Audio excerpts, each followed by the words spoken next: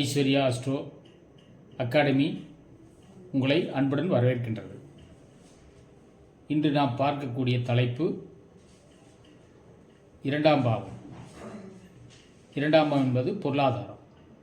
ஒருவருக்கு பணம் எந்த வகையில் வரும், பணம் வருவதற்கு என்ன வழிவகையில் செய்தால் பணம் வரும் என்பதை நாம் இன்று கொஞ்சம் சுருக்கமாக பார்ப்போம். ஒவ்வொருத்தருடைய ஜென்ம நட்சத்திரம் ஒன்று இருக்கின்றது. அவருடைய ஜென்ம நட்சத்திரத்திற்கு இரண்டாவது நட்சத்திரம் சார்ந்து உணவுகள் அல்லது வழிபாட்டு முறைகள் நீங்கள் செய்தால் உங்களுக்கு வரவேண்டிய பணம் நிச்சயமாக வரும். இந்த வழிபாட்டு முறைகள் தொடர்ந்து நீங்கள் செய்து கொண்டு வந்தீர்களானால் உங்களுக்கு பொருளாதாரம் தங்கு தடையின்றி உங்கள் குடும்பத்திற்கு என்ன தேவையோ அந்த பொருளாதார உதவி நிச்சயமாக கிடைப்பது என்பது மாற்று கருத்து இல்லை. உங்கள் ஜென்ம நட்சத்திரம் அசுனி என்றால் நீங்கள் துர்காதேவி படம் ஒன்று துர்க்கை அம்மனுடைய வழிபாடோ அல்லது துர்க்கையினுடைய படமோ உங்கள் வீட்டில் பூஜை அறையில் வைத்து துர்காதேவியினுடைய ஸ்லோகங்கள் சொல்லி துர்காதேவிக்கு நெல்லிக்கனி அல்லது நெல்லிக்காய் சாதம் அல்லது நெல்லி ஊறுகாய் வைத்து படைத்து மற்றவர்களுக்கு தானமாக வழங்கினால் அசுனி நட்சத்திரத்தில் பிறந்த நீங்கள் பொருளாதாரத்தில் உயரக்கூடிய வாய்ப்பு நிச்சயமாக உண்டு. அடுத்து ஜென்ம நட்சத்திரம் பரணியாக இருந்தால், உங்கள் ஜென்ம நட்சத்திரம் பரணி நட்சத்திரமாக இருந்தால் நீங்கள் முருகர் அறுபடை வீடுகளில் எந்த முருகராக இருந்தாலும் சரி, முருகர் கோவிலுக்கு செல்ல வேண்டிய நிலை இருந்தால் நீங்கள் முருகருக்கு நேரடியாக படைத்து நான் சொல்லக்கூடிய அந்த பழங்கள் படைத்து அந்த சாதங்கள் படைத்து நீங்கள் தானமாக வழங்கினாலும் உங்களுக்கு நல்ல பலன்களை அளித்தரும். அல்லது கோவிலுக்கு போக முடியாத சூழ்நிலை ஏற்பட்டால் நீங்கள் உங்கள் பூஜை அறையில் அல்லது உங்கள் இல்லத்தில் முருகருடைய படம் வைத்து அந்த படத்திற்கு முன் அத்திப்பழங்கள் மற்றும் பேரீச்சை பழங்கள் நைவேத்தியமாக படைத்து நீங்கள் தானமாக கொடுத்தால் உங்களுக்கு அந்த பரணி நட்சத்திரத்தினுடைய ஜென்ம நட்சத்திரம் ஆகிய உங்களுக்கு வருவாய் உற்பத்தி ஆகக்கூடிய அந்த வாய்ப்பு நிச்சயமாக உண்டு. அது மட்டும் இல்லாமல் பரணி நட்சத்திரத்தினுடைய வருவாய் பெருகுவதற்கு இந்த கோவில் கும்பாபிஷேகங்கள் நடத்தக்கூடிய இடங்களாக இருந்தாலும் சரி, அல்லது அனாதை இல்லங்கள் ஆசிரமங்களுக்கு நீங்கள் வற்றல் குழம்பு, அதாவது வத்த குழம்பு என்று சொல்லக்கூடிய அந்த குழம்பு கூட உண்டான பொருட்கள் நீங்கள் தானமாக வழங்கினாலும் கூட உங்களுக்கு பொருளாதாரம் உயரும். அடுத்து கிருத்திய நட்சத்திரம் உங்கள் ஜென்ம நட்சத்திரமாக இருந்தால், அப்போ கிருஷ்ணனுக்கு வழிபாடு செய்து நாவல் பழங்களோ அல்லது தயிர் சாதமோ அல்லது நீர்மோர் பந்தல் என்று சொல்லக்கூடிய அந்த நீர் தானங்கள், மோர் தானங்கள், இப்போ கோடை காலங்களில் இனிமேல் கோடை காலம் ஆரம்பிக்க உள்ளதால் நீங்கள் கிருத்திகை நட்சத்திரத்தில் பிறந்த நீங்கள் நீர்மோர் தானம் செய்தால் உங்களுக்கு பொருளாதாரம் நிச்சயமாக உயரும். அடுத்து ரோகிணி நட்சத்திரம் ஜென்ம நட்சத்திரமாக இருந்தால், உங்களுடைய ஜென்ம நட்சத்திரம் ரோகிணியாக இருந்தால் நீங்கள் சந்திர பகவானுக்கோ அல்லது திருப்பதி சென்றாலும் கூட உங்களுக்கு பொருளாதாரம் உயரும்.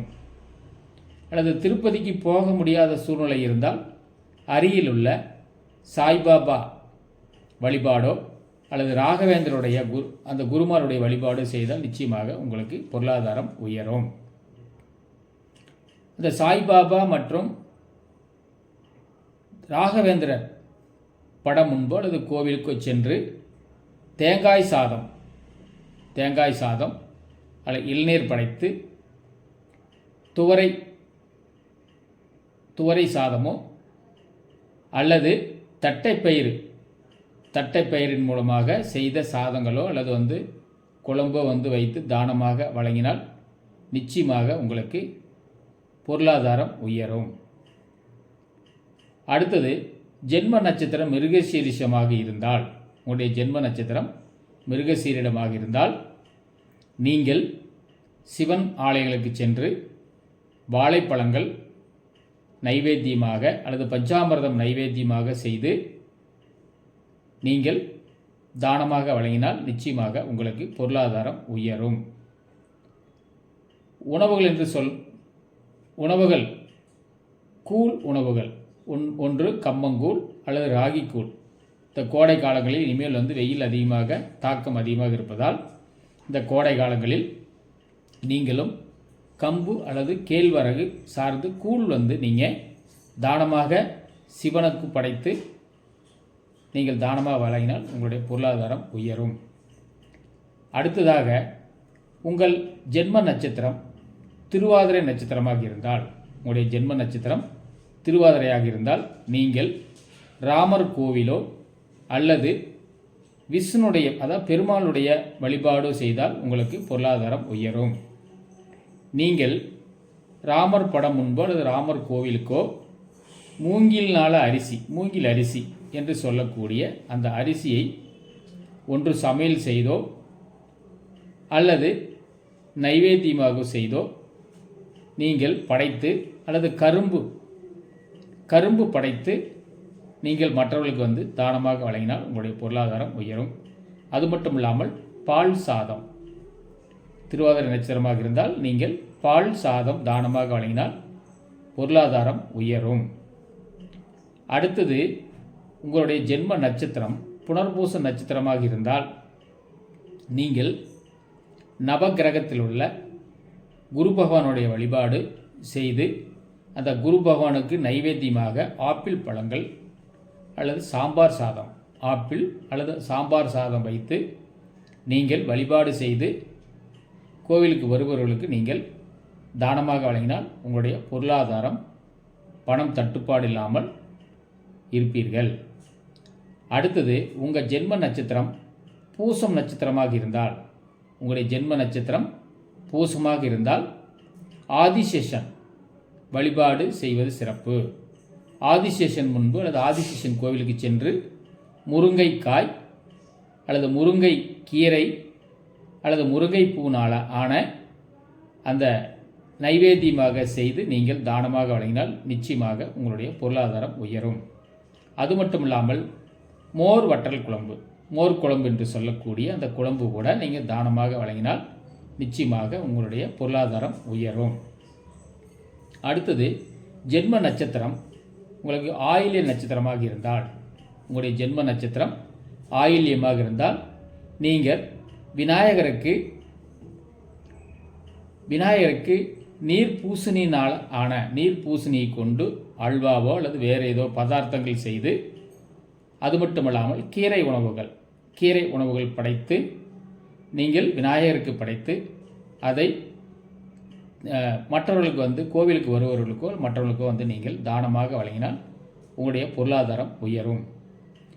அடுத்து, உங்களுடைய ஜென்ம நட்சத்திரம் மக நட்சத்திரமாக இருந்தால், உங்களுடைய ஜென்ம நட்சத்திரம் மக நட்சத்திரமாக இருந்தால் ஒன்று ஆண்டாள் கோவிலுக்கோ அல்லது பார்வதி பராசக்தியினுடைய ஆலயங்களுக்கோ சென்று நீங்கள் எலுமிச்சை பழ சாதமோ அல்லது எலுமிச்சை கனிகளான மாலைகளோ சமர்ப்பித்து பலாப்பழ உணவுகள், பலாப்பழத்தின் மூலமாக அல்லது பலாப்பழ சுளைகளோ பலாப்பழத்தினால் ஹல்வாவோ அல்லது ஏதோ உணவுகள் நீங்கள் நைவேத்தியமாக படைத்து தானமாக வழங்கினால் உங்களுக்கு பொருளாதாரம் உயரும். அடுத்து, உங்கள் ஜென்ம நட்சத்திரம் பூரமாக இருந்தால், உங்களுடைய ஜென்ம நட்சத்திரம் பூரமாக இருந்தால் நீங்கள் ஐயப்பனுடைய வழிபாடு அல்லது ஐயப்பனுடைய கோவிலுக்கு சென்று மாதுளை பழம் மாதுளை முத்துக்களால் நீங்கள் நைவேத்தியம் செய்து படைத்து புளி சாதம் அல்லது புளியோதரை நீங்கள் படைத்து மற்றவர்களுக்கு தானமாக வழங்கினால் உங்களுடைய பொருளாதாரம் உயரும். அடுத்து, உங்களுடைய ஜென்ம நட்சத்திரம் உத்திரம் என்றால், உங்கள் ஜென்ம நட்சத்திரம் உத்திரம் நட்சத்திரமாக இருந்தால் நீங்கள் சூரிய பகவானுக்கு ஆரஞ்சு பழங்கள் வந்து நைவேத்தியமாக படைத்து, தேங்காயினால உணவுகள், தேங்காய் சாதம், தேங்காய் பர்பி இது போன்ற உணவுகள் வந்து தயாரித்து நைவேத்தியமாக செய்து மற்றவர்களுக்கு வந்து படைத்தால் நிச்சயமாக, படைத்து விநியோகம் செய்தால் நிச்சயமாக உங்களுக்கு வந்து பொருளாதாரம் உயரும். அடுத்து, உங்களுடைய ஜென்ம நட்சத்திரம் அஸ்தமாக இருந்தால், உங்களுடைய ஜென்ம நட்சத்திரம் அஸ்த நட்சத்திரமாக இருந்தால், நீங்கள் விஸ்வகர்மா என்று சொல்லக்கூடிய அந்த ஆலயங்களுக்கு சென்றோ அல்லது காமாட்சி அம்மனுடைய ஆலயங்களுக்கு சென்று நீங்கள் சர்க்கரை பொங்கல் வைத்து தானமாக வழங்கினாலும், அதனுடன் பப்பாளி பழங்கள் வந்து தானமாக வழங்கினாலும் உங்களுக்கு வந்து பொருளாதாரம் உயரும். அடுத்து, உங்களுடைய ஜென்ம நட்சத்திரம் சித்திரை நட்சத்திரமாக இருந்தால், உங்களுடைய ஜென்ம நட்சத்திரம் சித்திரையாக இருந்தால், நீங்கள் நரசிம்மர் அல்லது சக்கரத்தாழ்வாருக்கு, ஒன்று நரசிம்மர் அல்லது சக்கரத்தாழ்வாருக்கு நிலக்கடலையினால உணவுகள் வந்து நீங்கள் படைத்து தானமாக வழங்கினால் உங்களுடைய பொருளாதாரம் உயரும். அது மட்டும் இல்லாமல் உளுந்துனாலான பொருட்களோ, இட்லி சம்பந்தப்பட்டது, பருப்பு பொடிகள் இதில் நைவேத்தியமாக செய்து சுவாமிக்கு படைத்து விநியோகம் செய்தால் நிச்சயமாக உங்களுடைய பணம் கஷ்டம் நீங்கி பொருளாதாரம் உயரும். அடுத்தது, உங்களுடைய ஜென்ம நட்சத்திரம் சுவாதியாக இருந்தால், உங்கள் ஜென்ம நட்சத்திரம் சுவாதியாக இருந்தால் நீங்கள் முருகருக்கு விளாம்பழங்கள் படைத்து அதனுடன் கருவேப்பிலை சாதம் நைவேத்தியமாக படைத்து தானமாக வழங்கினால் உங்களுடைய பொருளாதாரம் உயரும். அடுத்தது, விசாக நட்சத்திரம் ஜென்ம நட்சத்திரமாக இருந்தால், உங்களுடைய விசாக நட்சத்திரம் ஜென்ம நட்சத்திரமாக இருந்தால் மகாலட்சுமி தாயாருக்கு நீங்கள் வெண்பொங்கல் நைவேத்தியமாக படைத்து அதனுடன் பனங்கருப்பட்டி, நொங்கு, இனிமேல் கோடை காலத்தில் வந்து நொங்கு அல்லது பதநீர் இது சம்பந்தப்பட்ட உற்பத்தி ஆகக்கூடிய விளையக்கூடிய அந்த தருணங்கள் இப்பொழுது வந்து கொண்டிருக்கின்றது. நீங்கள் நொங்கோ அல்லது பனங்கருப்பட்டியோ நீங்கள் தானமாக வழங்கினால் உங்களுடைய பொருளாதாரம் நிச்சயமாக உயரும். அடுத்தது, உங்களுடைய ஜென்ம நட்சத்திரம் அனுச நட்சத்திரமாக இருந்தால், உங்களுடைய ஜென்ம நட்சத்திரம் அனுச நட்சத்திரமாக இருந்தால் நீங்கள் அஷ்டதிக் பாலகர்களுக்கு நீங்கள் வல்லாரைக்கீரை வாங்கி அதனுடன் பதார்த்தங்கள், அதாவது உணவுகள் தயாரித்து மாங்காயினால் மாங்காய் சாதமோ அல்லது மாங்காயோ படைத்து நீங்கள் தானமாக வழங்கினால் உங்களுடைய பொருளாதாரம் உயரும். அடுத்தது, உங்களுடைய ஜென்ம நட்சத்திரம் கேட்டை நட்சத்திரமாக இருந்தால், உங்களுடைய ஜென்ம நட்சத்திரம் கேட்டை நட்சத்திரமாக இருந்தால் நீங்கள் ஆஞ்சநேயர் சுவாமிக்கு கொய்யாப்பழங்கள், அதிரசங்கள் நீங்கள் படைத்து தானமாக வழங்கினால் உங்களுடைய பண நெருக்கடி தீரும். அடுத்தது, உங்களுடைய ஜென்ம நட்சத்திரம் மூல நட்சத்திரமாக இருந்தால், உங்களுடைய ஜென்ம நட்சத்திரம் மூல நட்சத்திரமாக இருந்தால் நீங்கள் மகாலட்சுமி தாயாருக்கோ அல்லது குபேரனுக்கோ காளான் உணவுகள் அல்லது அப்பம் என்று சொல்லக்கூடியது, அப்பம், ஒப்புட்டு என்று சொல்லக்கூடிய அந்த உணவுகள் வந்து நீங்கள் நைவேத்தியமாக படைத்து மற்றவர்களுக்கு வந்து தானமாக வழங்கினால் உங்களுடைய பொருளாதாரம் உயரும். அடுத்தது, உங்கள் ஜென்ம நட்சத்திரம் பூராட நட்சத்திரமாக இருந்தால், உங்களுடைய ஜென்ம நட்சத்திரம் பூராட நட்சத்திரமாக இருந்தால் விநாயகருக்கு பலாப்பழங்கள் படைத்து கடலை மாவுனால் ஆன பதார்த்தங்கள் செய்து நைவேத்தியமாக படைத்து மற்றவர்களுக்கு தானமாக வழங்கினால் உங்களுடைய பொருளாதாரம் உயரும். அடுத்து, உங்களுடைய ஜென்ம நட்சத்திரம் உத்திராட நட்சத்திரமாக இருந்தால், உங்களுடைய ஜென்ம நட்சத்திரம் உத்திராடம் நட்சத்திரமாக இருந்தால் நீங்கள் பெருமாள் கோவிலுக்கு சென்றோ அல்லது திருப்பதிக்கு சென்றோ அல்லது ஸ்ரீரங்கம் சென்று ரங்கநாதரை வழிபாடு செய்து அந்த ரங்கநாத சுவாமிக்கு சீதாப்பழங்கள் மற்றும் அரிசியினால் நிறைய சாதங்கள் செய்து நீங்கள் தானமாக வழங்கினால் நிச்சயமாக உங்களுடைய பொருளாதாரம் உயரும்.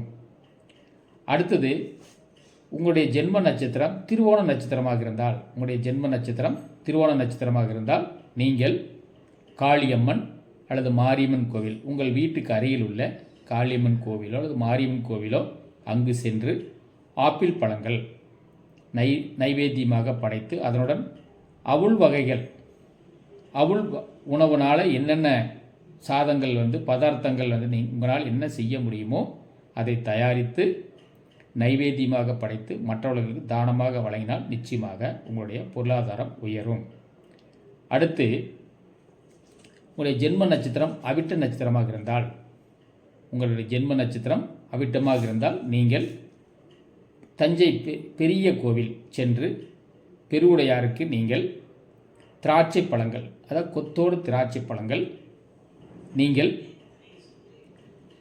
தானமாக அல்லது படைத்து, சேமியாவினால் உணவுகள் படைத்து, முறுக்கு, அதிரசம், காரசேவு இதெல்லாம் படைத்து நீங்கள் வழிபாடு செய்தால் உங்களுடைய பொருளாதாரம் நிச்சயமாக உயரும். அடுத்தது உங்களுடைய ஜென்ம நட்சத்திரம் சதய நட்சத்திரமாக இருந்தால், உங்களுடைய ஜென்ம நட்சத்திரம் சதயமாக இருந்தால் குபேரனுடைய தெய்வத்திற்கு நீங்கள் மாம்பழங்கள், மஞ்சள் கலந்த இனிப்பு, அதாவது மஞ்சள் கலரில் இருக்கிற இனிப்பு அப்படின்னு லட்டுக்கள் நீங்கள் ஒன்று மாம்பழங்கள் மற்றும் லட்டுக்கள் நீங்கள் நைவேத்தியமாக சமர்ப்பணம் செய்து குபேர சுவாமிக்கு நீங்கள் படைத்து மற்றவர்களுக்கு தானமாக வழங்கினால் உங்களுடைய பொருளாதாரம் நிச்சயமாக உயரும். அடுத்து உங்களுடைய ஜென்ம நட்சத்திரம் பூரட்டாதி நட்சத்திரமாக இருந்தால், உங்களுடைய ஜென்ம நட்சத்திரம் பூரட்டாதி நட்சத்திரமாக இருந்தால் நீங்கள் அன்னாசி பழங்கள், அதாவது திருப்பதிக்கு சென்று அல்லது பெருமாள் வழிபாடு உங்கள் இல்லத்தில் அருகில் உள்ள பெருமாள் கோவிலுக்கு சென்று அன்னாசி பழங்கள் அல்லது எள்ளுனால் ஆன மாவுகள் அல்லது எள்ளுருண்டை, நல்லெண்ணெயினால் ஆன பதார்த்தங்கள் செய்து வழிபாடு செய்து மற்றவர்களுக்கு தானமாக வழங்கினால் உங்களுடைய பொருளாதாரம் உயரும். அடுத்தது உங்களுடைய ஜென்ம நட்சத்திரம் உத்திரட்டாதி நட்சத்திரமாக இருந்தால், உங்களுடைய ஜென்ம நட்சத்திரம் உத்திரட்டாதி நட்சத்திரமாக இருந்தால் நீங்கள் சனி பகவானுக்கு சனிக்கிழமை அன்று வழிபாடு செய்து இலந்தை பழங்கள் இருந்தால் இலந்தை பழங்கள் நீங்கள் நைவேத்தியமாக படைக்கலாம். அடுத்து புதினா சாதம், கொத்துமல்லி சாதம் அல்லது துவையல் செய்து, கொத்துமல்லி துவையல் செய்து அல்லது புதினா துவையல் செய்து அல்லது அந்த கீரையினால் உணவுகள் செய்து நீங்கள் நைவேத்தியமாக படைத்து மற்றவர்களுக்கு தானமாக வழங்கினால் உங்களுக்கு பொருளாதாரம் உயரும். அது மட்டும் இல்லாமல் இலுப்பை எண்ணெயினால் தீபம் போட்டால் உங்களுக்கு நிச்சயமாக பொருளாதாரம் உயரும். இறுதியாக ரேவதி நட்சத்திரம் உங்களுடைய ஜென்ம நட்சத்திரமாக இருந்தால், உங்களுடைய ஜென்ம நட்சத்திரம் ரேவதியாக இருந்தால் நீங்கள் சரஸ்வதி தேவியினுடைய படமோ அல்லது சரஸ்வதி தேவியினுடைய ஆலயங்களுக்கு சென்று வழிபாடு செய்து முந்திரி பருப்பு நீங்கள் நைவேத்தியமாக படைத்து அதனுடன் மஞ்சள் நிற உணவுகள், அதாவது மஞ்சள் நிற உணவுகள் என்று சொன்னால் எலுமிச்சை சாதம் படைத்து நீங்கள் வழிபாடு செய்து மற்றவர்களுக்கு தானமாக வழங்கினால் உங்களுடைய பொருளாதாரம் நிச்சயமாக உயரும். இந்த பொருளாதாரத்தில் நலிவடைந்த எத்தனையோ பேர் இருப்பார்கள். அவருக்கெல்லாம் இந்த பதிவு உங்களுக்கு ஒரு நல்ல பதிவாக அமைந்து, நல்ல ஒரு விஷயமாக அமைந்து, நல்ல தகவலாக உங்களுக்கு கிடைக்கப்பெற்று நீங்கள் ஒவ்வொருத்தரும் ஐஸ்வர்யா அஸ்ட்ரோ அகாடமி இந்த யூடியூப் சேனல் பார்க்கின்ற அத்துணை வாடிக்கையாளர்களும் உங்கள் இல்லங்களில் உங்கள் குடும்பத்தில் மகிழ்ச்சியும் சந்தோஷமும் நீங்கள் விரும்பியபடி அந்த பண பொருளாதாரம் அந்த பணம் நிறைவு அடைந்து நீங்கள் மகிழ்ச்சியில் எப்போதும் சந்தோஷமாக வாழ ஐஸ்வர்யா அஸ்ட்ரோ அகாடமி உங்களை பரிபூர்ணமாக வாழ்த்துகின்றது. நீங்கள் இந்த பதிவு உங்களுக்கு பிடித்திருந்தால் சப்ஸ்கிரைப் செய்து கொள்ளுங்கள். அதே சமயத்தில் ஷேர் செய்யுங்க. அது மட்டும் இல்லாமல் கமெண்ட்ஸ் பண்ணுங்கள். உங்களுக்கு நிச்சயமாக உங்கள் இல்லம் தேடி உங்கள் வீடு தேடி இன்னும் நிறைய ஒவ்வொரு நாளும் உங்களுக்கு உங்களுக்கு ஆக்கப்பூர்வமான அந்த பதிவுகள் உங்களை இல்லம் தேடி வரும். அதனால் நீங்கள் எல்லோரும் சந்தோஷமாகவும் மனநிறைவோடும் வாழ ஐஸ்வர்யா அஸ்ட்ரோ அகாடமி உங்களை மீண்டும் ஒரு முறை மானசீகமாக வாழ்த்துகின்றது. நீங்கள் ஐஸ்வர்யா அஸ்ட்ரோ அகாடமி ஜாதகம் பார்ப்பதாக இருந்தாலும் சரி, அல்லது திருமண பொருத்தங்கள் பார்ப்பதாக இருந்தாலும் சரி, அல்லது வாஸ்து, வீட்டிற்கு வாஸ்து ஏதாவது பிழைகள் குற்றங்கள் இருந்தாலும் கூட எங்களை நீங்கள் தொடர்பு கொள்ளலாம். அது மட்டும் இல்லாமல் நீங்கள் ஜோதிடம் படிக்க விருப்பம் இருந்தாலும் கூட ஜோதிடத்தில் நிறைய வகுப்புகள், சிறப்பு வகுப்புகளும் நடத்தப்பட்டு வருகின்றது. நீங்கள் விருப்பம் உள்ளவர்கள் இந்த ஐஸ்வர்யா அஸ்ட்ரோ அகாடமி உடைய தொடர்பு எண் 6369353367 என்ற எண்ணிற்கு தொடர்பு கொண்டு நீங்கள் பயனடையுமாறு அன்போடு கேட்டுக்கொள்கிறோம். நன்றி, வணக்கம்.